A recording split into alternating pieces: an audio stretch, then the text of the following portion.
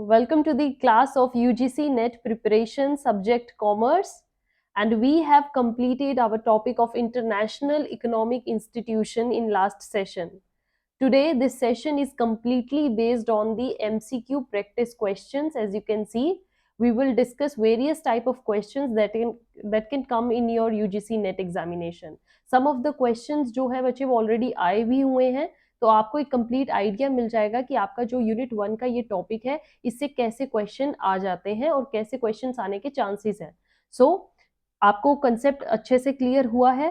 साथ साथ आप अपने आंसर्स बताते जाएंगे, हम डिस्कस करेंगे एक एक क्वेश्चन को बिल्कुल डीपली, और आप अपने जो भी आपके कमेंट्स हैं, आंसर्स हैं, उनको कमेंट सेक्शन में भी कर दीजिए. ठीक है. So let's start with the very first question. As you can see, the headquarters of SAARC are located in. जो हेडक्वार्टर्स ऑफ सार्क है बच्चे, सार्क हमने क्या किसमें किया था? रीजनल इकोनॉमिक इंटीग्रेशन में. तो ये उसका क्वेश्चन आ गया यहाँ पर. तो headquarters of SAARC are located in 4 options. You can see Dhaka, Canberra, Kathmandu, New Delhi. कहाँ पर है सार्क का जो हेडक्वार्टर है that is in Kathmandu. Because SAARC का देखिए हमारे इंडिया भी मेंबर कंट्री है, और जो हमारी ये सार्क के 7 नेशंस थे इनमें काठमांडू को चूज किया गया था हेडक्वार्टर के लिए. काठमांडू कहां पर है बच्चे? That is in Nepal. Right. Moving to the next question. Come to the next question very fast. Which of the following institutions shall help a country if the balance of payment of that country is in adverse condition?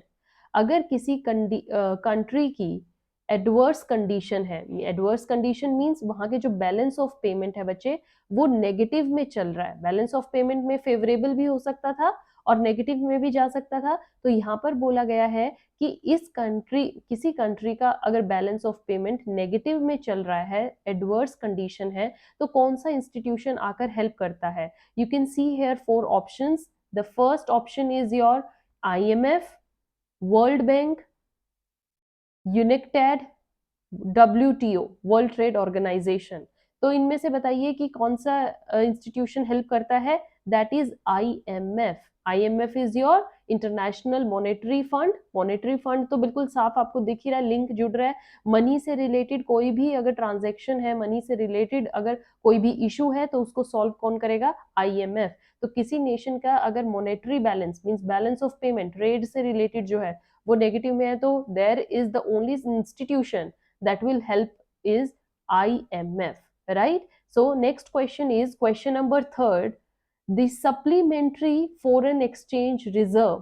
Foreign exchange के अंदर बच्चे एक reserve है जिसका नाम क्या है? Special drawing rights, जिसको हम SDR भी बोलते हैं, special drawing rights. And this is defined and maintained by which institution? कौन सा इंस्टीट्यूशन इसको मेंटेन करता है? इसका जो जितना भी सारा चार्ज है वो इस इंस्टीट्यूशन के ऊपर है. You have now 4 options: world bank, IMF, united and WTO. तो एक बच्चे याद रखिए, जो भी आपके एक्सचेंज रिजर्व वही मनी से रिलेटेड कोई भी कंसेप्ट होगा, आपका आंसर करना है आपको IMF. International monetary fund is the institution जो कि इस स्पेशल ड्रॉइंग राइट्स को मेंटेन करता है, इस रिजर्व को मेंटेन और हैंडल करता है. Right. Moving to the 4th question, that is the International Bank of Reconstruction and Development, IBRD. IBRD की यहाँ पर आपको फुल फॉर्म भी पता लग रही है अब. International Bank of Reconstruction and Development. This bank is administered by which of the following institution? You have 4 options. इनमें से कौन सा इंस्टीट्यूशन है जो इसको हैंडल करता है, मेंटेन करता है, एडमिनिस्टर्ड करता है? World bank, IMF, united and WTO. तो देखिए बच्चे, जो आपका IBRD बैंक है that is administered by world bank. हमने लास्ट ही सेशन ये कंप्लीट किया है और उसमें हमने डिस्कस किया था कि जो IBRD है वो वर्ल्ड बैंक के अंडर एडमिनिस्टर किया जाता है. ठीक है बच्चे. देखिए अब जितने भी क्वेश्चंस किए हैं आपको लग रहा है ना कि आपको आंसर्स पता है, क्योंकि आपने सेशंस को बहुत अच्छे से देखा है और ये सारे टॉपिक्स जो है मैं ऑलरेडी सेशन में डिस्कस कर चुकी हूँ. That's why again I am saying बच्चे यूजीसी नेट एग्जाम में is very very important. Don't skip any session. I am discussing the very important topics only. हम कोई भी ऐसी बात, ऐसा कोई भी टॉपिक डिस्कस नहीं कर रहे जो आपके एग्जाम में आ ही नहीं सकता है. ठीक है, सारे कंप्लीट चांसेस होते हैं कि टॉपिक्स जो है इनसे रिलेटेड क्वेश्चन बनता ही बनता है. और कई बार होता है कि इस ईयर आ जाता है, दिसंबर में आ जाएगा, जून में आ जाएगा. So all are important. Okay, don't skip any session. Maintain your consistency and continuity. Now coming to the question number 5th, that is which institutions are called as Bretton Woods twins. Bretton Woods conference हुई थी और उसमें decision लिया गया था ना, Bretton Woods के अंदर कौन सा एग्रीमेंट बनाया गया था, उसके अंदर उन एग्रीमेंट्स को ट्विन्स नाम से भी जाना जाता है. Your options are World Bank and IMF, World bank united, IMF, World trade Organization, united and World trade Organization. So याद हो आपको, इसमें हमने ब्रेटन वुड्स में गैट को रिप्लेस कर दिया था और इसका आपका आंसर क्या आएगा, that is World Bank and IMF. These two are the main decision या institutions that were established under this conference of Bretton Woods twins, right? World Bank and IMF. Okay, next is your which is not the part of World Bank group. World bank group के बच्चा इनमें से कोई part नहीं है. तो अब एक बार आ जाइए, सारी वो बातें याद करते हैं जो बताया था कि वर्ल्ड बैंक ग्रुप के अंडर आपके मेन कौन से हैं, 5 इंस्टीट्यूशंस हैं. 5 इंस्टीट्यूशन कौन कौन से हैं बच्चे, फटाफट से नाम बताएंगे क्या क्या है. That is IFC. IFC is your international finance corporation. IBRD, International Bank of Reconstruction and Development. And then is your IDA. IDA क्या था, International Development Agency. MIGA, Multilateral Guarantee Agency. Yes, Multilateral Guarantee Agency. And then last आपका एक remaining है I think ICSID. Yeah, International Center of Settlement related to international disputes, investment disputes. तो ये आपके 5 organisation या 5 constituents या इनको 5 parts बोल दीजिए जो कि स्टेब्लिश किसके अंदर किए गए थे, वर्ल्ड बैंक ग्रुप के अंदर, WBG के अंदर ये 5 आपके इंस्टीट्यूशंस को किया गया था. अब आपको बताना है कि इनमें से कौन सा पार्ट नहीं है वर्ल्ड बैंक का. तो अब तो बिल्कुल इजी हो गया, बहुत बिल्कुल सॉल्व कर दिया है. IFC आपका पार्ट है, as you can see. IBRD आपका पार्ट है. IDA is also part. WTA is not the part of World Bank Group, right? So this World Trade Organization जो थे बच्चे, ये आपका वर्ल्ड बैंक और ग्रुप का डिसीजन नहीं था, पार्ट नहीं था. So you can tick your option C is correct. Now question number 7th, which currency is not used in special drawing rights by IMF? Special drawing rights बताया था ना, इसको एडमिनिस्टर कौन कर रहा है, IMF. और IMF के अंडर इस करेंसी को आप यूज नहीं कर सकते, rest all the currencies are used. So very easy बच्चे, जो स्ट्रॉन्ग करेंसीज हैं वही यूज होंगी. US dollar is used there, Japanese yen is also used, Chinese renminbi is also used. Only the option A that is rupee is not used. तो आपको option में भी क्या पूछा गया है, नोट. तो आपका आंसर क्या होगा, your option A is correct. Okay, रूपी. Then question number 8 is IMF was established in. अब ईयर से रिलेटेड क्वेश्चन आ गए हैं, स्किप बिल्कुल याद कर लीजिए टॉपिक को. Back to the IMF session पे आ जाइए, जब हमने किया था माइंड में ले आइए. IMF कब स्टेब्लिश्ड हुआ था, यू हैव 4 ऑप्शंस. 55 बिल्कुल भी नहीं हो सकता, 60 नहीं, 45 44 में बच्चे कंफ्यूज होंगे. सो बिल्कुल अच्छे से देख लीजिए, option D is correct, 1944. 1944 is the year जिसमें IMF को स्टेब्लिश किया गया था. Next is India became member of IMF.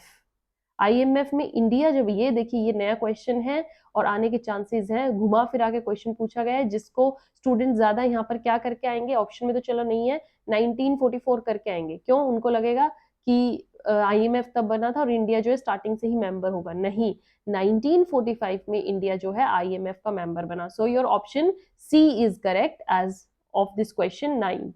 Now question number 10 is the form of assistance that member of World Bank give is. World Bank के जो member हैं उनको इस असिस्टेंस या इस हेल्प को दिया जाता है. वर्ल्ड बैंक हमें ये हेल्प प्रोवाइड करता है.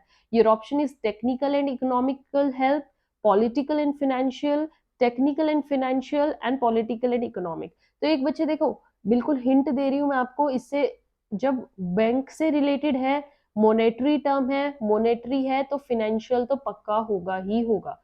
तो जिस ऑप्शन में फिनेंशियल नहीं है उसको कट कर दीजिए, ये भी नहीं ऑप्शन में आ सकता, ये भी नहीं आ सकता, अब ये दो हैं, political and financial, technical and financial. देखिए पॉलिटिकल हेल्प तो मिलेगी नहीं, वर्ल्ड बैंक है वो पॉलिटिकली इन्वॉल्व नहीं होगा, तो ये ऑप्शन भी गलत, आपकी option C is correct, technical and financial help. तो हमें जो वर्ल्ड बैंक से असिस्टेंस मिलती है वो मेंबर नेशंस को क्या मिलती है, technical and financial help is given. Now, the question number 11 is which currency has the highest weightage in the determination of value of SDR?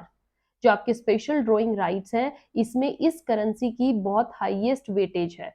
Which currency has the highest weightage? As I told you, the strongest currency उसी की weightage ज्यादा रहेगी। तो कौन सी currency बहुत strong है? British pound, euro, US dollar, yen. इन चारों में सबसे स्ट्रॉन्ग कौन सा है बच्चे? Everyone knows the answer, that is your US dollar.